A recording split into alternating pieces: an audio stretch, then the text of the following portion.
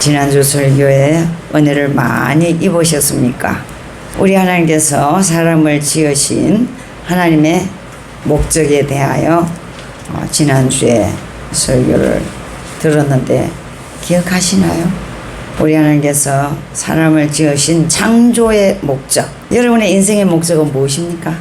하나님은 우리 사람을 지으신 목적이 하나님의 영광을 돌리는 것입니다. 아멘입니다. 내 삶을 통하여 하나님께 영광을 돌리는 것, 영원토록 하나님을 즐거워하는 것, 아멘.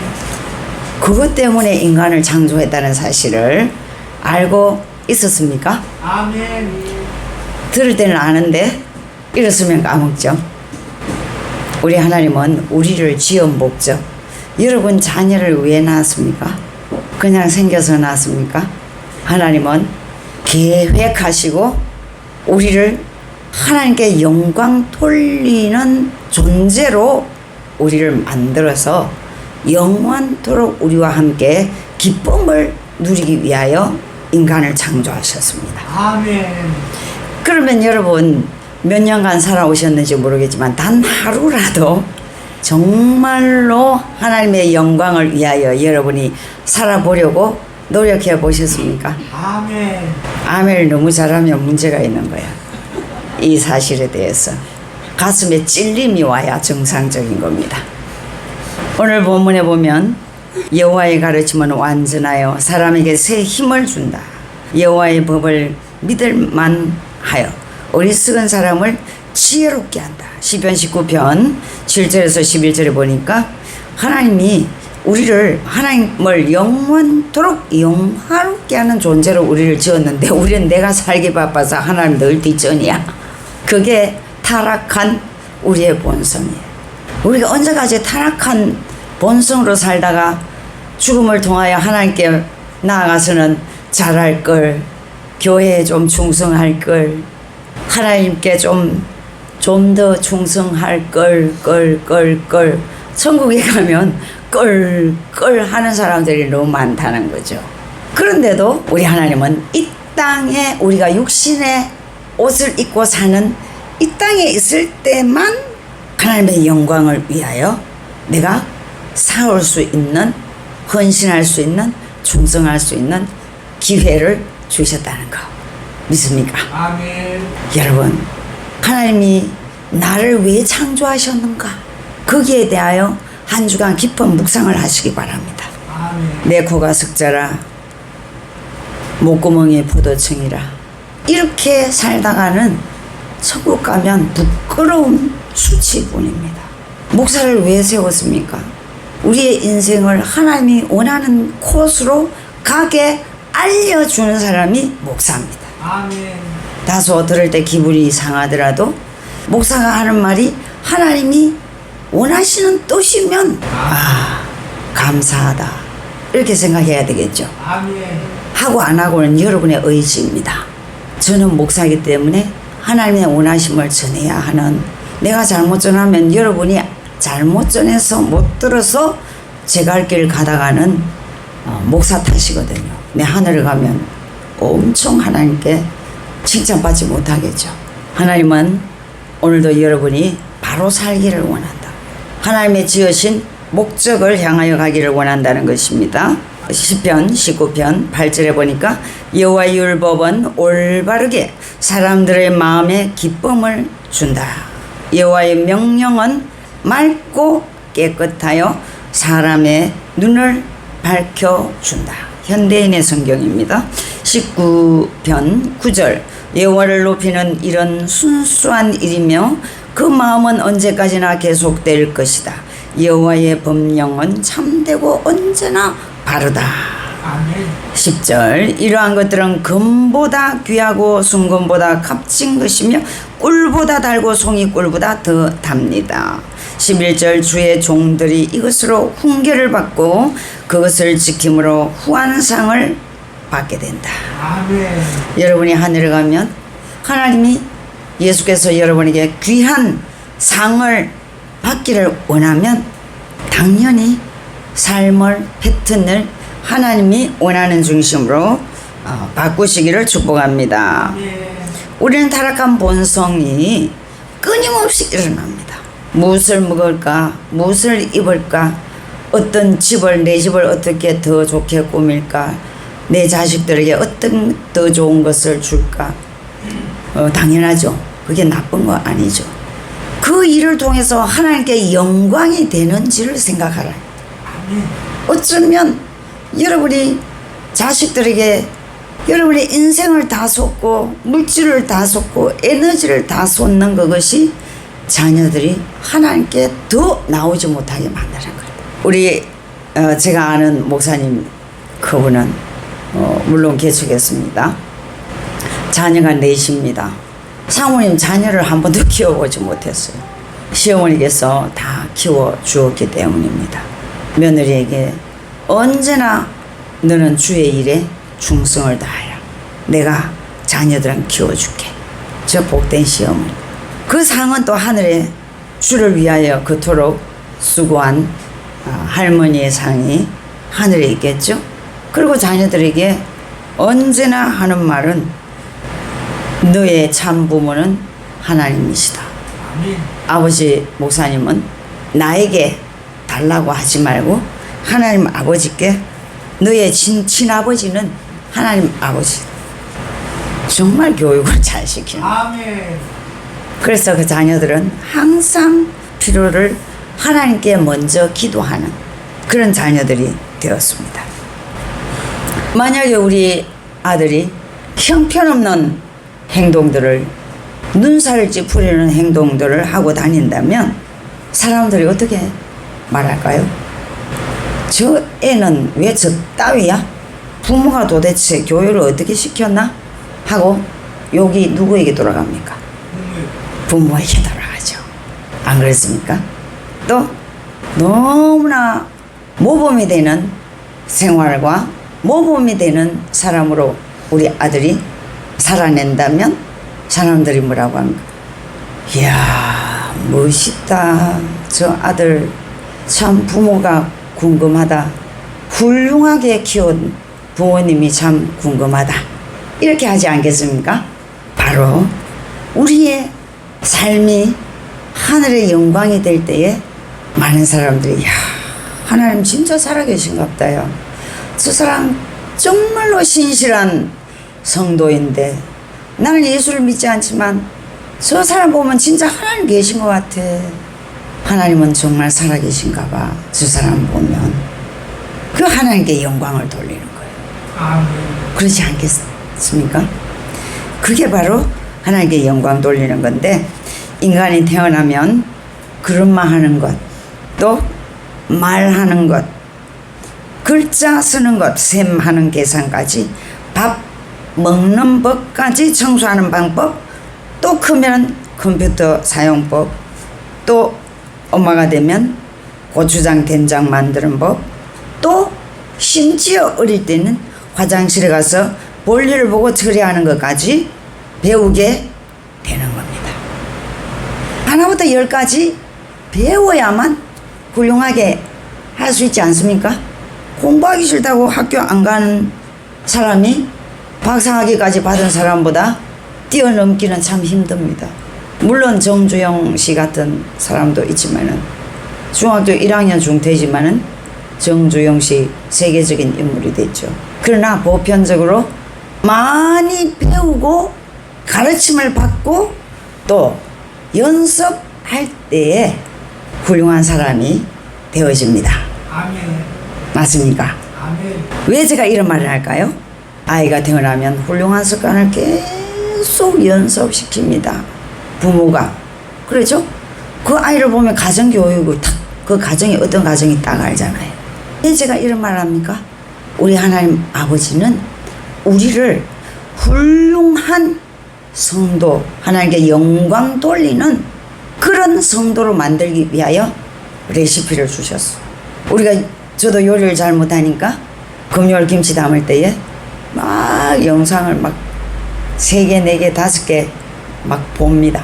그러면 어떻게 하는 것이 맛있는지 막 캐치가 되지 않습니까? 아이가 학교 가서 공부도 안 하고 잠만 자다가 와가지고 성적이 좋아지겠습니까? 우리 하나님은 훌륭한 하나님께 영광 돌리는 자녀로 만들기 위한 레시피가 뭡니까? 하나님의 말씀이죠. 66권의 하나님의 말씀인 것입니다. 우리 영혼을 살리고 영혼을 살찌우고 영혼을 성장시키는 레시피는 성경이라는 거죠. 디모데후서 3장 16절 우리 다시 한번 읽어볼까요? 16절 17절 모든 성경은 하나님의 감동으로 된 것으로 교훈과 책망과 바르게 함과 의로 교육하기에 유익하니 이는 하나님의 사람으로 온전케 하며 모든 선한 일을 행하기에 온전하게 하려 함이라. 하나님이 주신 신약과 구약 66권을 날마다 양식으로 먹어야만 내 인간성이 하나님의 사람으로 변화하고 성장하고 하나님의 나를 지으신 목적과 뜻을 알게 된다는 것입니다. 아멘. 이러한 것들은 하나님의 말씀들은 금보다 귀하고 순금보다 값진 것입니다. 우리는 이 땅에 살다가 죽도록 일하다가 돈 벌다가 지쳐 쓰러져 자고 일어나면 또 다람쥐 쳇바퀴 같은 생활을 하고 해봤자 죽음의 문턱 앞에 섰을 때 나는 왜 이렇게밖에 살지 못했던가. 변화되는 길은 오직 하나입니다. 하나님의 말씀을 읽고 듣고 묵상하고 암송하고 공부하는 것입니다. 하나님의 말씀은 꿀보다 달고 송이 꿀보다 더 달다고 누가 고백했습니까? 다윗이 고백했습니다. 다윗을 우리 하나님이 그렇게 구약의 가장 축복의 주인공으로 만든 이유는 하나님의 말씀을 이처럼 사모하며 하나님의 말씀을 빗나간 삶을 사는 것이 고통이었다. 우리는 하나님의 말씀대로 사는 게 고통 혹시 이지 않습니까? 하나님이 이렇게 살아라 하면 듣기 싫지 않나요? 그럼 아직 때가 멀은 겁니다. 하나님보다 더 귀한 게 있으면 여러분 아직 멀었다는 거예요. 하나님이 존귀한 그릇으로 서기에는 아직 멀었다는 거예요. 여러분이 사는 대로 사는 것은 여러분의 자유입니다. 하나님 우리에게 자유의지를 주시고 나에게 권한을 주셨습니다. 내가 원하는 대로 내가 취하고 싶은 대로 내가 선택하고 싶은 대로 나쁘게 말하면 내 꼴리는 대로 살 수 있는 그런 자유의지를 나에게 주셨습니다. 그러나 자유의지를 주신 하나님의 목적은 하나님은 강제성으로 하는 걸 원치 않아요. 내 자신이 하나님께 우러나서 진심으로 자유의지를 100% 하나님을 위하여 쓰는 것. 그것 때문에 우리에게 자유의지를 주셨거든요. 타락한 우리의 본성은 내 꼴리는 대로 사는 그런 자유의지로 살고 있습니다. 여러분은 그렇지 않죠? 마지막 날 우리의 인생의 목적은 무엇입니까? 마지막 그날인 것입니다. 마지막 그날을 위하여 그날 주님이 나를 죽음이란 관문을 통하든지 휴거의 관문을 통하든지 이 땅에 끝이 나고 영생 복락 하나님 나라에 내가 입성할 때에 그날에 인생을 목적을 두는 사람 맞습니까? 아멘. 그 인생의 목적이 그날에 여러분의 가장 중심이 되어 있지 않다면 여러분은 아직 타락한 삶을 살고 있는 겁니다. 여러분이 그렇게 안 사는 건 제가 잘못 가르쳤기 때문에 주님 여러분 한번 죽어보세요. 여러분 이 땅에 먹고 입고 배 채우고 세상적으로 살다가 주님 만나면 무슨 말 하겠습니까? 이제부터라도 주님 만나는 그 마지막 날을 생각하면서 여러분 사셔야 됩니다. 아멘. 우리 하나님은 이 땅에서도 하나님을 기뻐하며 하나님께 영광 돌리는 내 인생의 목표, 내 인생의 목적, 내 인생의 계획이 되기를 원하셔서 하나님은 우리를 지으셨다. 믿습니까? 아멘. 이것이 잘못되어 있으면 신앙 전체가 잘못된 겁니다. 여러분, 충격입니까? 여러분 잘못이 아니에요. 제가 기초를 잘못 가르쳤습니다. 집을 지을 때에 시멘트와 모래, 물이 필요합니다. 철골이 필요합니다. 이 재료가 섞여서 굳어져야지만이 튼튼한 집을 지을 수 있는 것처럼 우리 인생이 바른 길을 가기 위해서는 하나님께 영광 돌리는 목적과 계획과 목표가 안 되어 있는, 설정이 잘못되어 있는 거죠. 설정이 잘못되어 있는, 하나님을 마치 내 인생의 도우미로 생각하는, 그건 아주 잘못된 것입니다. 광야 신앙입니다. 이스라엘 1세대 광야 신앙인들이 그렇게 살았죠. 왜 그렇게 살았습니까? 그때는 성경이 없었죠. 모세의 말이 성경입니다. 모세의 말을 듣기 싫어했죠. 왜요? 배 채우고 우리 집에 재산 쌓고 우리가 행복하고 등 따뜻하고 배부르면, 등 따뜻하고 배부르려고 하나님 믿는 거예요. 그 사람들을 하나님 어떻게 했습니까? 다 죽였죠. 여기에 그렇게 사실 분 없지요. 우리 인생 목적이 흘리고 계획이 하나님의 영광 돌리는 계획이 아니고 내 이것을 성취하기 위하여 하나님을 도우미로 요청하는 것. 그렇게 하는 게 잘못된 건 아닙니다.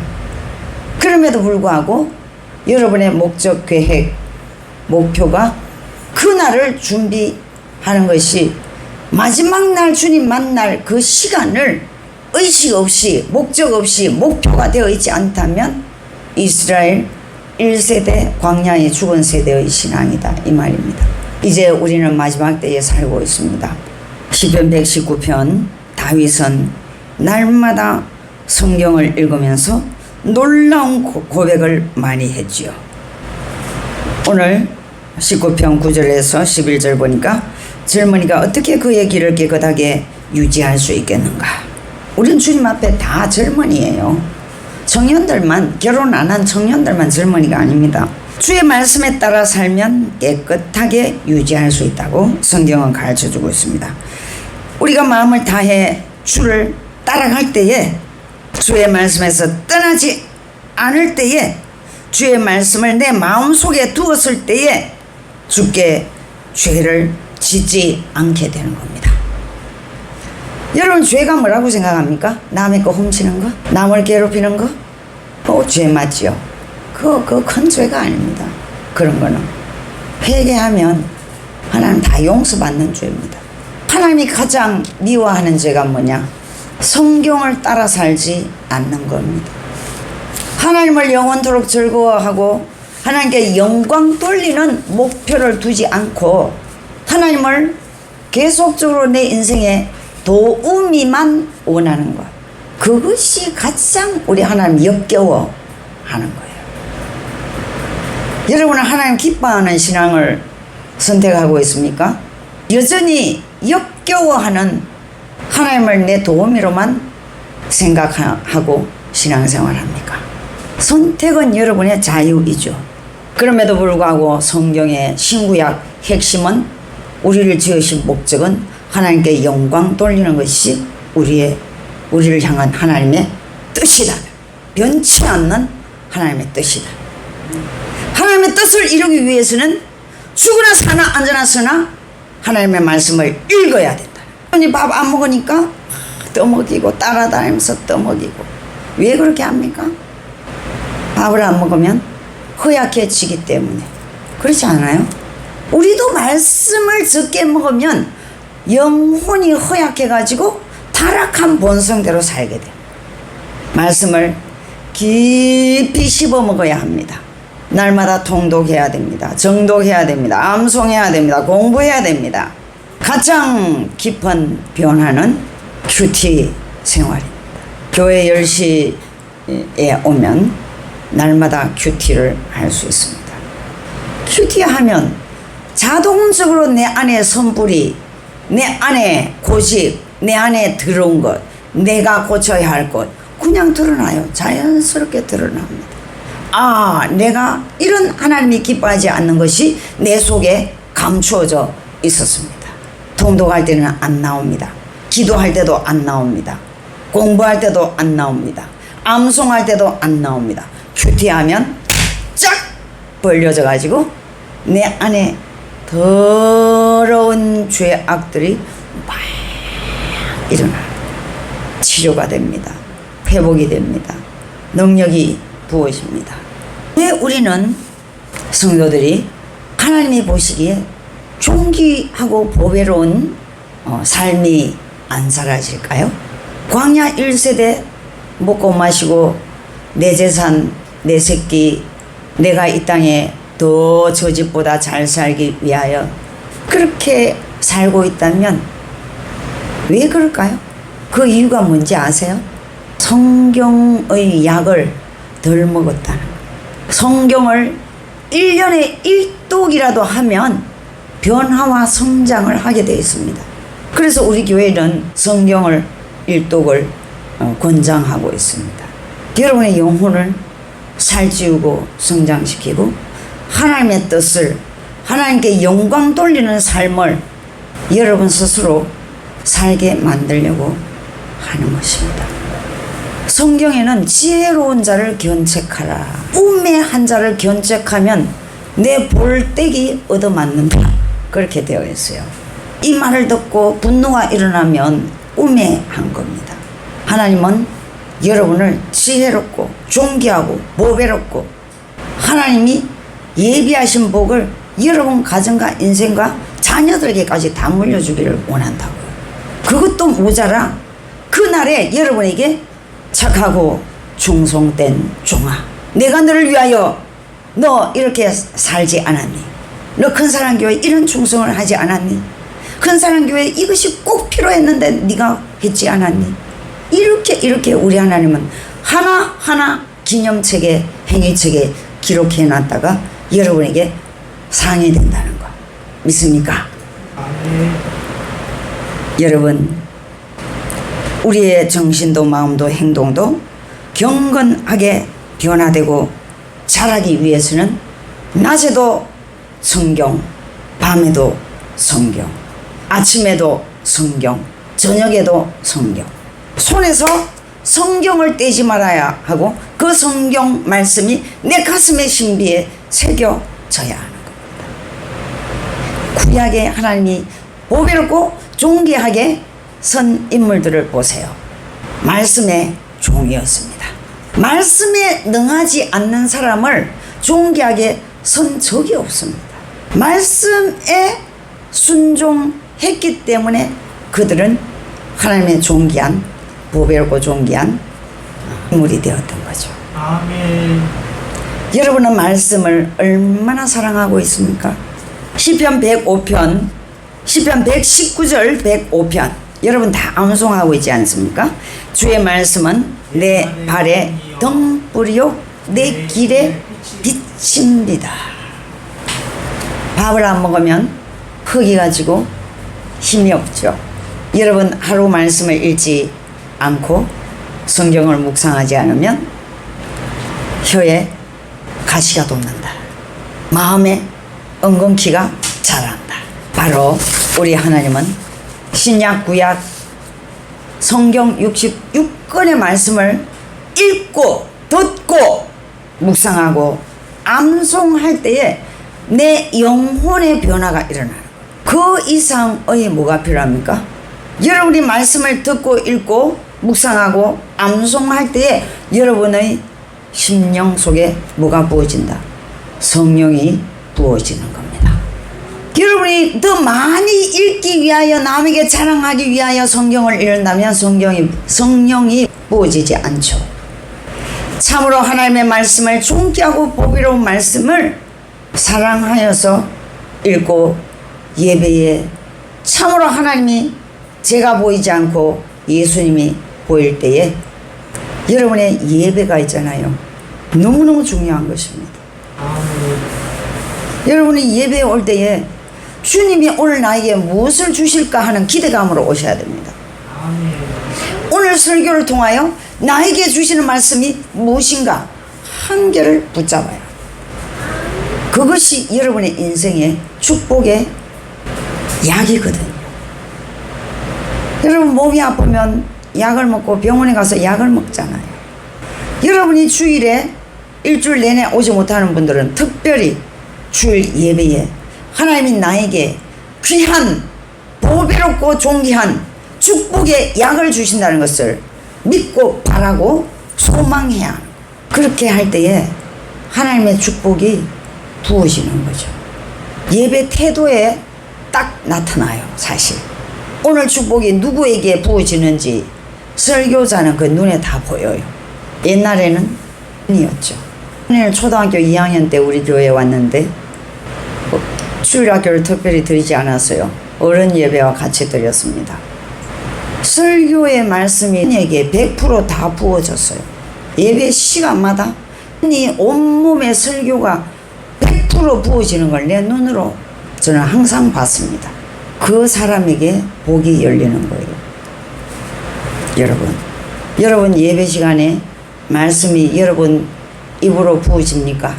그렇지 않다면 여러분 머리가 고장났거나 가슴이 고장났어요. 우리 하나님은 오늘도 똑같이 우리에게 복을 붓기 위하여 예배를 여셨습니다. 믿습니까? 아멘. 예배 태도가 엉망인 사람도 있습니다. 천년 예배에도 복은 준비된 자에게 간다는 것. 여러분, 복은 제가 주는 게 아니고 하나님이 주시는 겁니다. 여러분, 복받을 자세는 여러분에게 있다는 것. 우리 하나님은 예배 때마다 동일하게 다윗 같은 사람을 찾습니다. 아브라함 같은 사람을 찾습니다. 다니엘 같은 사람을 찾습니다. 믿습니까? 여러분이 되시기를 축복합니다. 여러분이 되기를 원하여서 오늘도 저는 간절한 마음으로 쏟아 부었습니다. 여러분 인생에 새로운 축복의 장이 열리기를 소망합니다. 아멘.